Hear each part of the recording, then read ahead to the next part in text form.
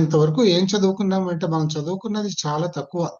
ఒక్కసారి రివ్యూ చేసుకుందాం. అది రివ్యూ చేసుకున్న తర్వాత నేను నిన్న చెప్పిన పాఠం తర్వాత అంటే లేటెస్ట్ పాఠం తర్వాత ఎక్సర్సైజులు చెప్పాను కదా, ఒకసారి ఎక్సర్సైజులు ఎక్కడ ఏం చేయాలో రివ్యూ చేద్దాం. ఎక్సర్సైజులు చేయడంలో కూడా కొన్ని డౌట్స్ ఉన్నట్టున్నాయి. రివ్యూ చేసిన తర్వాత ఇవాళ కొత్త పాఠంలోకి పెడదాము. బిఫోర్ దట్ ఇవాళ ఎవరు శ్లోకం చదువుతారు?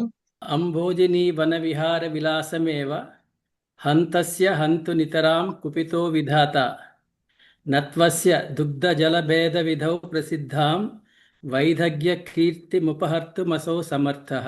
ఇది భర్తృహరి సుభాషితం. దీని అర్థం ఏంటంటే, బ్రహ్మదేవుడు తన వాహనమైన హంసని తామర కొలంలోను విహరించడం నుంచి దాన్ని బహిష్కరించగలడు, కానీ దానికి పాలని నీటిని వేరు చేయగలగడం వల్ల వచ్చిన కీర్తిని తొలగించడంలో సమర్థుడు కాదు అని. శిలాభ్యాం తైలముద్ధృతం క్షీరం సురాభ్యః పయసా నిపాతితం శశశృంగ సముద్భూతం గగనే కుసుమం భవేత్ ఏవం విధం భవేత్ సర్వం నతు దుర్జన సంగతి. అంటే పాల నుండి నూనె తీయవచ్చు, ఆవు కొమ్ము నుండి పాలను పిండవచ్చు, కుందేటి కొమ్ములు పుట్టవచ్చు, ఆకాశంలో పూలు పూయవచ్చు, కానీ ఇలాంటి అసాధ్యమైన పనులన్నీ చేయొచ్చు, కానీ మూర్ఖుడి మనసు రంజింప చేయలేము అని. ఇదే తెలుగులో ఏనుగు లక్ష్మణ గారు రాశారండి, తివిరిసమున తేలంబు తీయవచ్చు అని.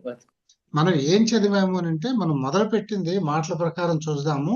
ఇక్కడ మీకు ఈ పుస్తకంలో కూడా కొద్దిగా గ్రామర్ పాయింట్స్ టచ్ చేశాడు. అంటే మనం ముందు ప్రథమా విభక్తి అనేది చదువుతున్నాం. ప్రథమా విభక్తి, విభక్తులు అనేవి మెయిన్ విభక్తులు 7, ఇంకొకటి కూడా కలిపితే 8 విభక్తులు అవుతాయి. ప్రథమా విభక్తి, ద్వితీయ విభక్తి, సంస్కృతంలో అయితే విభక్తి అంటాం, తెలుగులో విభక్తితో ఆగిపోతుంది.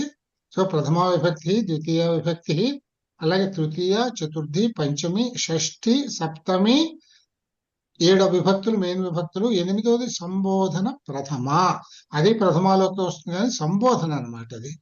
సో ఈ 8 చెప్తాం. ఇందులో మనం ఇప్పుడు చదువుకునేది ప్రథమా విభక్తికి సంబంధించిందే చదువుతున్నాం.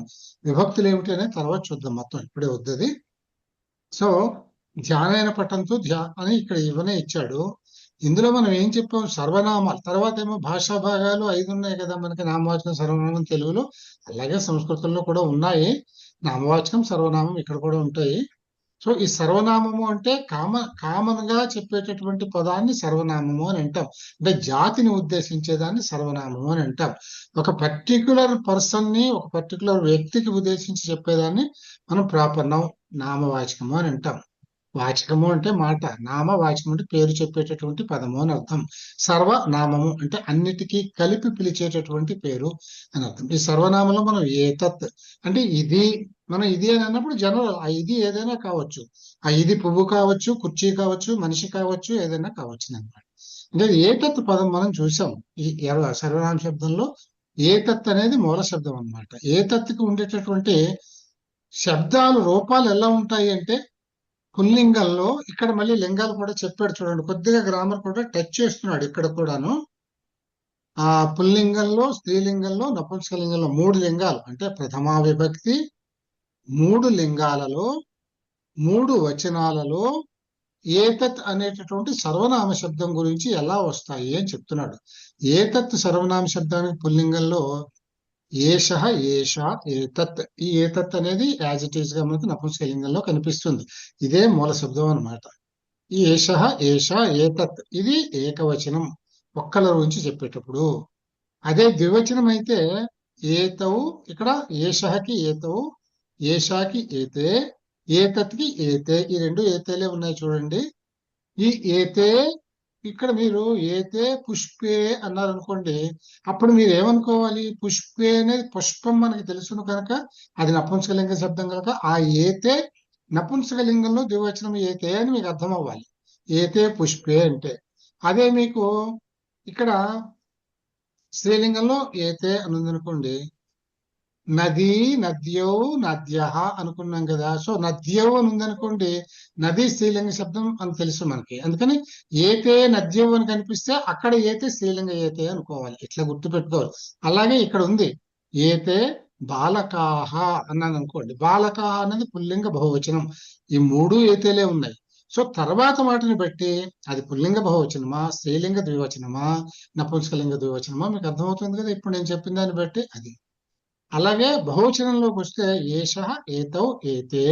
ఇక్కడ ఏతే బాలకాహ అంటే ఇక్కడ బాలక అనే శబ్దం తీసుకున్నాం అనుకోండి, ఏష బాలక, ఏతౌ బాలకౌ, ఏతే బాలకాహ అని వస్తాయి మాటలు.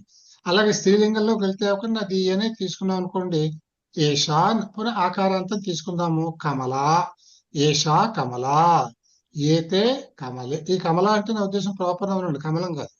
కమలా అంటే పేరు అనమాట. ఈమె కమల అని అర్థం అనమాట. ఏషా కమల. ఈకారాంతం తీసుకుంటే ఏషా నది, ఏతే నద్యౌ, ఏతాహ నద్యః. ఈకారాంతం అయితే కమలని తీసుకుంటే ఏతాహ కమలాహ చెప్తాం. ఇది స్త్రీలింగ శబ్దం. ఏంటి బాలకః అనుకుంటే పుంలింగంలో బాలకః, బహువచనంలో ఏతే బాలకాహ, స్త్రీలింగంలో బాలిక బాలికాహ.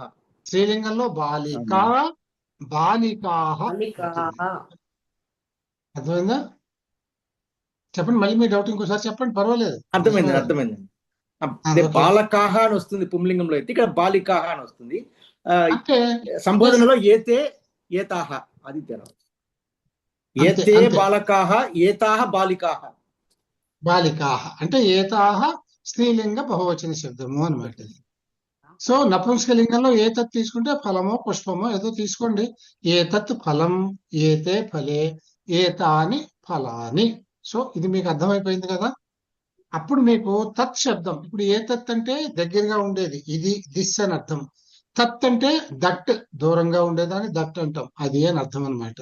అంచేత తత్ శబ్దానికి ఏమొస్తాయి, ఇది మీరు ఏ తీసేస్తే, ఈ ఏ తీసేస్తే మీకు అదే మీకు తత్శబ్దం అయిపోతుంది. అంటే సహ తౌ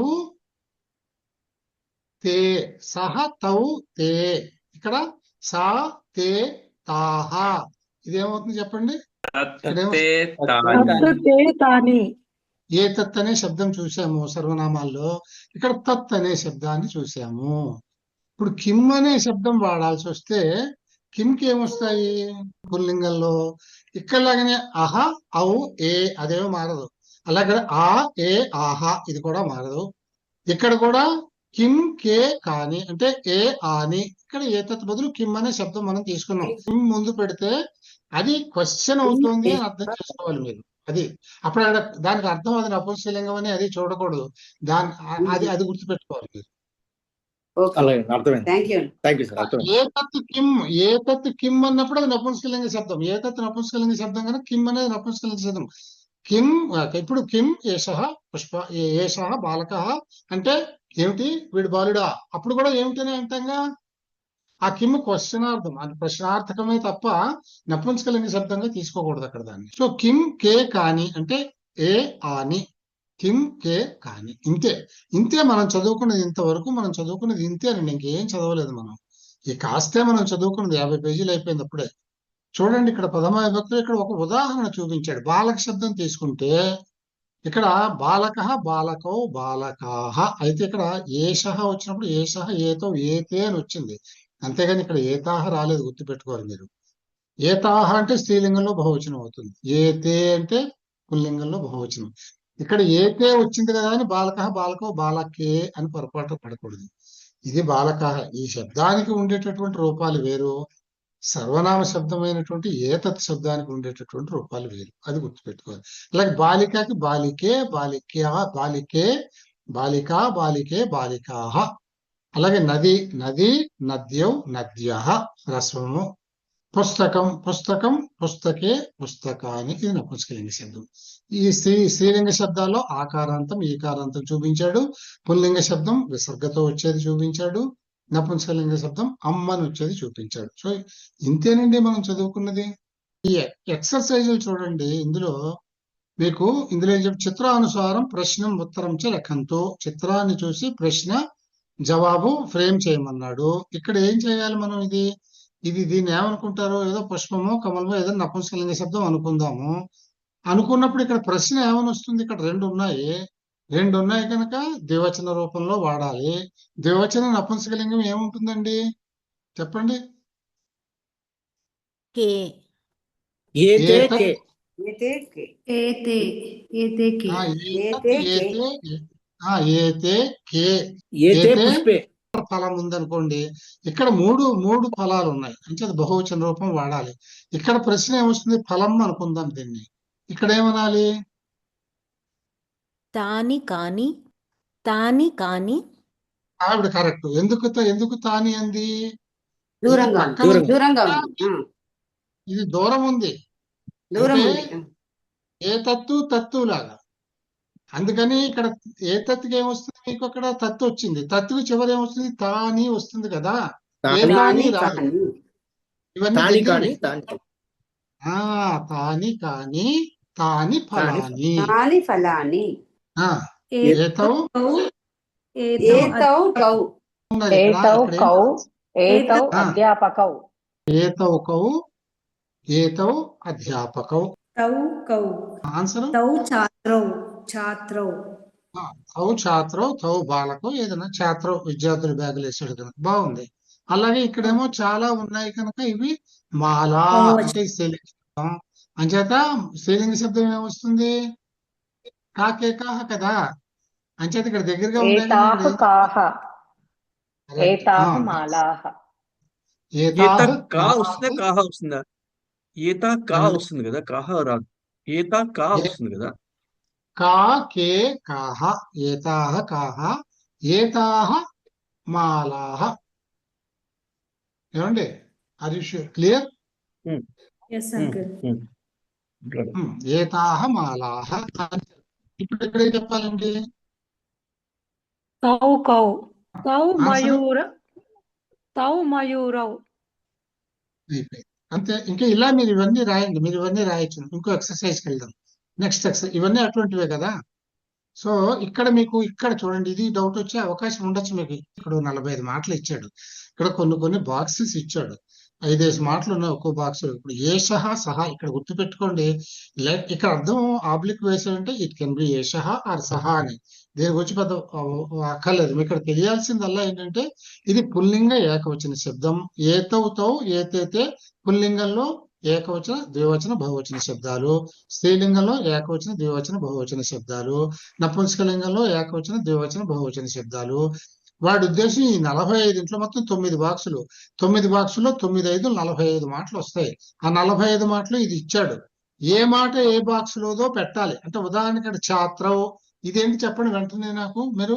అది నాకు వచనం చెప్పాలి, లింగం చెప్పాలి. చెప్పండి. ద్వివచనము పుల్లింగము. పుల్లింగ ద్వివచనం అని చెప్పాలి. పుల్లింగ ద్వివచనం. ఇందులో పుల్లింగ ద్వివచనం హౌస్ ఏది ఇక్కడ? నెంబర్ 2 ఇది box number 2 box number 2 from 2 ఆ? 2 ఏతౌ తౌ ఏతౌ. సో ఈ ఛాత్రో పట్టుకొచ్చి ఒకటి దగ్గర రాయండి. అంటే ఇట్ కెన్ బి ఇదర్ ఏతౌ ఛాత్రో ఆర్ తౌ ఛాత్రో, డజంట్ మ్యాటర్. దగ్గరగా ఉన్నా దూరంగా ఉన్నారు అనేది ఇక్కడ ఇట్స్ నాట్ ఇంపార్టెంట్. రెండింటికి అదే చెందుతుంది అన్నట్టు. ఏతౌ ఛాత్రో. రెండో దానికి మక్షిక. ఇదేంటండి? ఏకవచనం. కరెక్ట్. స్త్రీలింగ ఏకవచనం. స్త్రీలింగ ఏకవచనం అంటే ఇది కదా, ఏషా సా కదా. సో ఇక్కడ మక్షిక రాయాలి మీరు. స్త్రీలింగ ఏకవచనం. ఇది స్త్రీలింగ ఏకవచన గృహం, ఇది స్త్రీలింగ ద్వివచన గృహం. అలాగే ఈ 9 3 లింగాల్లో 3 వచనాల్లో 3 9 గృహాలు ఇచ్చాడు. 9 బాక్సెస్ ఇచ్చాడు. 9 ఒక్కో దాంట్లో 5 నెంబర్లు వేసాడు. 45. ఈ 45 కరెక్ట్ గా అందులో ఫిట్ అవుతాయి. ఏదందులో ఇప్పుడు నద్యో ద్వివచన స్త్రీలింగ శబ్దం. అది ఇక్కడ ఏతే నద్యో ఇక్కడ రాయాలి మీరు. ఇక్కడ పర్ణాని అని ఉంది. పర్ణాని అంటే నపుంసకలింగం బహువచన శబ్దం. అంటే ఏతాని పర్ణాని. ఫస్ట్ దాంట్లో అయితే ఏషః చాలకః సహ కాకః ఏషః బాలకః సహ కోకిలః ఇలా ఫిల్ చేయొచ్చు కదా సార్ ఇక్కడ ఇందులో. చెయ్యాలి, అలాగే చెయ్యాలి. ఇప్పుడు చాలకః అని ఉంది. చాలకః ఏషఃలోకి వస్తుంది ఏకవచనం. ఎందుకంటే బహువచన పుల్లింగం అయితే చాలకాహ అని వస్తుంది. ఇక్కడ ఏకః అంటే ఏకవచన పుల్లింగం. ఇక్కడ ఇందులో రాయాలి. ఏషః సహ బాక్స్ లోకి వస్తుంది చాలకః. అట్లా ఈ విధంగా ఈ ఎక్సర్సైజ్ చేయాలి మీరు. సో ఇప్పుడు ఇంకా అక్కడతోటి మనకు నిన్నటి పాఠం మన ఎక్సర్సైజ్ ఒకసారి రివ్యూ చేసాము. అందులో డౌట్లు ఉంటే చెప్పండి. ఇంక ఇప్పుడు కొత్త పాఠం మొదలు పెట్టేందుకు టైం ఎట్లాగో లేదు మనకి.